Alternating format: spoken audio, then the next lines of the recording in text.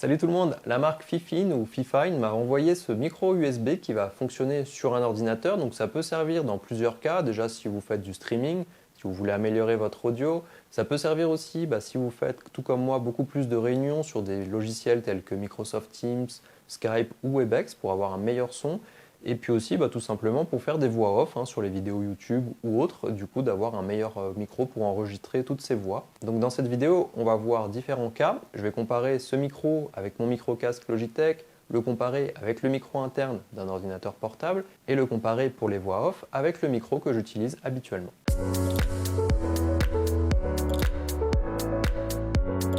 Alors on va voir tout de suite ce qu'il y a dans la boîte quand on reçoit l'appareil. Donc la boîte c'est celle-ci de Fifine Technologies. On va avoir à l'intérieur un petit livret qui va vous expliquer comment le faire fonctionner. Alors sur Windows il n'y a rien de spécial à faire, on le branche, il est automatiquement détecté. On peut aller dans les paramètres du son si on souhaite par exemple augmenter un petit peu le débit.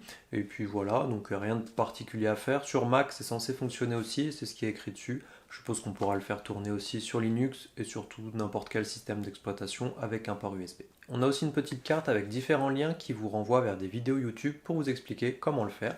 Bien entendu, rien de spécial. Ici, dans mes tests, je vais utiliser le logiciel qui est fourni sur Windows pour vous montrer un petit peu ce que ça donne, juste l'enregistreur vocal.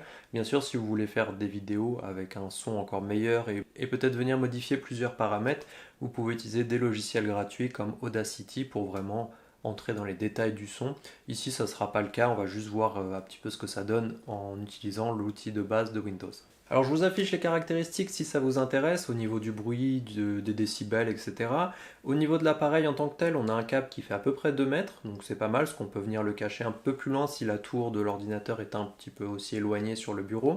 On va avoir un petit trépied qui est fourni avec, donc c'est un trépied qu'on va pouvoir venir replier si on veut le ranger. On peut le dévisser aussi de toute façon. Et ici, on va pouvoir replier le micro sur lui-même pour pouvoir le ranger de cette façon et peut-être prendre un petit peu moins de place en hauteur. Quand on veut l'utiliser, c'est très simple, on a juste à le relever et à le serrer. Et donc du coup il faut juste orienter la face avant vers la source de son, donc vers la bouche de la personne. Ici on a aussi une petite molette qui va permettre de monter ou baisser le son directement depuis le micro sans passer par Windows. Donc ça aussi c'est pas mal si on veut couper le son assez rapidement ou l'augmenter un petit peu sans forcément aller dans les paramètres. Alors comme je vous l'ai dit, on peut l'utiliser pour faire du streaming, pourquoi pas. Donc ici on va juste comparer l'audio avec mon casque Logitech, donc c'est le G533. Donc c'est un casque Logitech standard en 5.1. Donc je vais juste lancer l'enregistrement et je vous passerai le son qui sort de ce casque en direct. Voilà, donc à partir de maintenant, le son que vous entendez, c'est le son qui sort du micro de mon casque. Donc comme ça vous donne une petite référence pour pouvoir le comparer juste après avec le micro de chez Fifine. Voilà, donc là j'ai juste branché le micro sur le port USB. Maintenant c'est lui qui est reconnu en tant que micro principal. Voilà, donc maintenant le son que vous entendez, c'est le son qui vient du micro Fifine. Donc là forcément il est un petit peu plus loin que ma bouche que le micro casque, mais c'est comme ça qu'on va venir l'utiliser, donc pour que ça soit au plus proche. On est à peu près à une distance d'environ 30 cm, ce qui semble à peu près correct. Donc là comme ça vous voyez un petit peu ce que ça donne entre un micro casque et ce micro USB. Alors un autre cas où vous pouvez venir utiliser un micro USB comme je vous le disais en introduction, c'est dans le cas aussi où vous faites des conférences audio, donc que ce soit sur Microsoft Teams, sur Skype, sur Webex. J'ai utilisé sur ces 3 logiciels et ça n'a posé aucun souci pour l'utiliser, mes interlocuteurs entendaient très bien. Et comme vous avez peut-être l'occasion de faire des meetings comme moi sur ce type de logiciel, un des soucis c'est si les personnes utilisent le micro de l'ordinateur. Donc là je vais m'enregistrer avec le micro de l'ordinateur et normalement vous verrez c'est vraiment pas terrible pour entendre et pour essayer de comprendre la conversation. Encore plus si les personnes en face parlent dans une autre langue, ça devient compliqué de tout comprendre. Voilà, alors là le son que vous entendez c'est le son de l'enregistreur vocal de l'ordinateur, donc en utilisant le micro interne. Donc ici c'est le Lenovo Yoga Slim 7. Après, ça sera à peu près équivalent sur la plupart des ordinateurs parce que c'est pas forcément un point qui est très avancé étant donné que voilà, le micro il est à l'intérieur et il fait partie du reste des composants.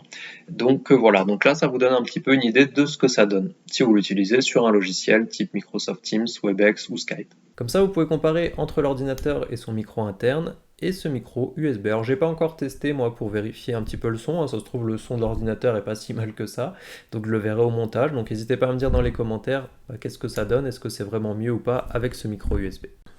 Voilà, donc le troisième cas d'utilisation, bah, si par exemple on voudrait faire des voix off, donc ici avec mon micro habituel, donc c'est un micro de la marque Rode, assez connu, hein, je crois que c'est le Vidéo Micro, de Videomic Pro, Vidéo Micro, quelque chose comme ça, et du coup c'est un micro qu'on retrouve assez souvent parce qu'il coûte pas très très cher. Par contre la différence ici c'est que mon micro est branché directement sur mon appareil photo et non pas sur l'ordinateur, donc c'est aussi une petite différence à ce niveau-là parce que le logiciel Windows peut être meilleur ou moins bon que mon appareil photo, mais ça peut vous déjà vous donner une idée, bah, par exemple pour faire des voix off, est-ce que c'est plus intéressant de partir sur ce micro ou sur le micro USB.